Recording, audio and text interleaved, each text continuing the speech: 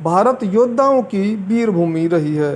देश को अंग्रेजी हुकूमत से आज़ादी दिलाने के लिए पुरुष से लेकर महिला तक सभी ने अपना योगदान दिया। इन्हीं वीरंगनाओं में एक थी बेगम हजरत महल, जिन्होंने 1857 में हुई आज़ादी की पहली क्रांति में अपनी बेहतरीन संगठन शक्ति और बहादुरी से अंग्रेजी हुकूमत को नाकों चने चबाने पर मजबूर कर दिया। अवध के शासक बाजिद अली शाह की पहली बेगम हजरत महल 1857 की क्रांति में कूदने वाली पहली महिला थी। बेगम हजरत महल 1820 ईस्वी में अवध प्रांत के फौजदार जिले के एक छोटे से गांव में बेहद ही गरीब परिवार में जन्मी थी।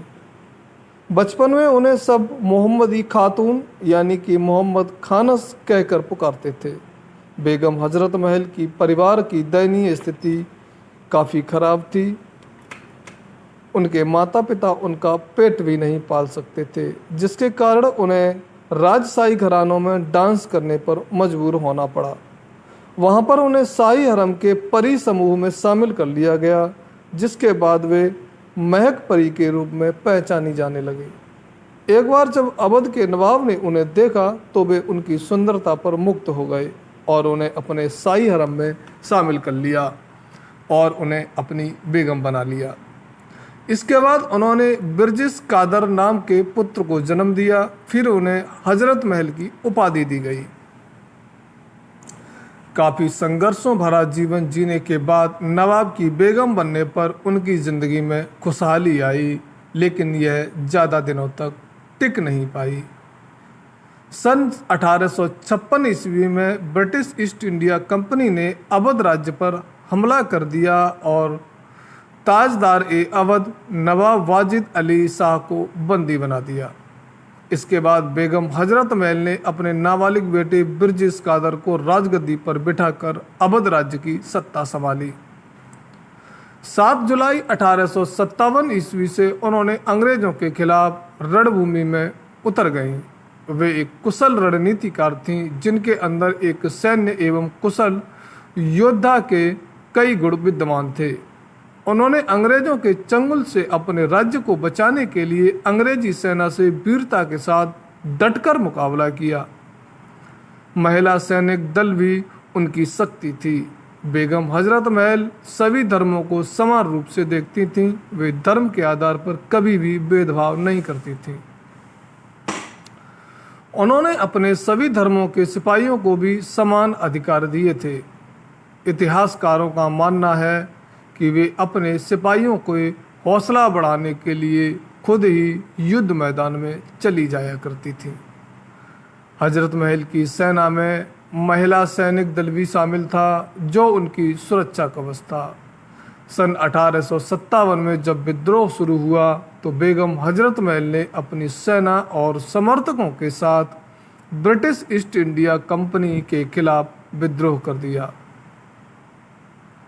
बेगम हजरत महल के कुशल नेतृत्व में उनकी सेना ने लखनऊ के पास चिन्हट दिलकुशा में हुई लड़ाई में अंग्रेजों के छक्के छुड़ा दिए। लखनऊ में हुए इस विद्रोह में साहसी बेगम हजरत महल ने अवध प्रांत के गोंडा, फैजाबाद, सलोन, सुल्तानपुर, सीतापुर, बहराइच आदि क्षेत्रों को अंग्रेजों से मुक्त कराकर लखनऊ पर फिर से अपना कब्जा जमा लिया। इतिहासकारों के अनुसार अंग्रेजों के खिलाफ हुई इस लड़ाई में बेगम हजरत महल का कई राजाओं ने साथ दिया था। बेगम हजरत महल की अन्य प्रतिभा से प्रभावित होकर ही स्वतंत्रता संग्राम में मुख्य भूमिका अदा करने वाले नाना साहब ने भी उनका साथ दिया था। वहीं राजा जयमाल, राजा मानसिंह ने भी इस लड़ाई में रानी हजरत महल का साथ दिया था। इस लड़ाई में हजरत महल ने हाथी पर सवार होकर अपनी सेना का कुशल नेतृत्व किया। इस भयानक युद्ध के कारण अंग्रेजों को लखनऊ रेजिडेंसी में छिपने के लिए मजबूर होना पड़ा। हालांकि बाद में अंग्रेजों ने ज़्यादा सेना और हाथियों के बल पर एक बार फिर से लखनऊ पर आक्रमण कर दिया और लखनऊ के अवध से ज़्यादातर हिस्सों में अपना अधिकार जमा लिया, जिसके चलते बेगम हजरत महल को पीछे हटना पड़ा और अपना महल छोड़कर जाना पड़ा। इस हार के बाद वे अवध के देहातों में जाकर लोगों को अंग्रेजों के खिलाफ लड़ने के लिए एकत्रित करती रहीं। उन्होंने अवध के जंगलों को अपना ठिकाना बनाया। इस दौरान उन्होंने नाना साहेब और फौजदार फैजाबाद के मौलवी के साथ मिलकर शाहजहाँपुर में भी आक्रमण किया और गुरिल्ला युद्ध नीति से अंग्रेजों की नाक में दम कर दिया। ऐसा कहा जाता है कि बेगम हजरत महल पहली ऐसी बेगम थी जिन्होंने लखनऊ के विद्रोह में हिंदू मुस्लिम सभी राजाओं और अवध की आवाम के साथ मिलकर अंग्रेजों को पराजित किया था। बेगम हजरत महल ने ही अपने पहले अंग्रेजों पर मुस्लिम और हिंदुओं के धर्म में फूट और नफरत पैदा करने का आरोप लगाया था। अंग्रेजों के साथ लड़ाई के दौरान मौलाना अहमद शाह की हत्या कर दी गई, जिसके बाद बेगम हजरत महल बिल्कुल अकेली पड़ गईं और उनके पास अवध छोड़ने के अलावा कोई और दूसरा रास्ता नहीं बचा था। वही उस समय अंग्रेजों ने बादशाह बहादुर शाह जफर को कैद कर रंगून भेज दिया था। हालत काफ़ी बिगड़ चुके थे, लेकिन इसके बाद भी हजरत महल नहीं चाहती थीं कि वे अंग्रेजों की बंदी बने, इसलिए वे अपने बेटे के साथ नेपाल चली गईं। नेपाल के राजा राणा जंग बहादुर भी उनके साहस और स्वाभिमान से काफ़ी प्रभावित थे, इसलिए उन्होंने बेगम हजरत महल को नेपाल में शरण दे दी।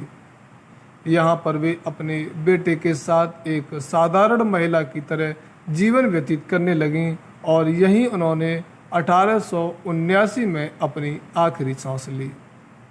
काठमांडू के जामा मस्जिद में बेगम हजरत महल के शव को दफना दिया गया। वही इनकी समाधि स्थल रही है। साथियों, ऐसी ही बेहतरीन और वीरांगनाओं की कहानियाँ सुनने के लिए हमारे चैनल को सब्सक्राइब करें और वीडियो को लाइक करें। बहुत बहुत धन्यवाद।